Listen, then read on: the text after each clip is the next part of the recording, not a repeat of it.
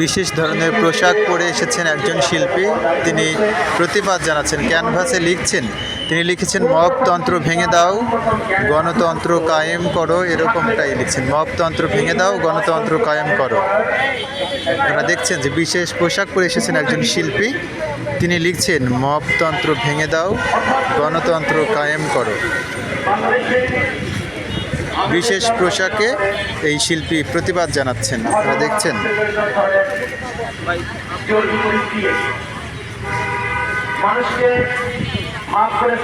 মবতন্ত্র ভেঙে দাও, গণতন্ত্র কায়েম করো। বিশেষ পোশাক পরিহিত অবস্থায় তিনি লিখছেন, এই শিল্পী প্রতিবাদ জানাচ্ছেন।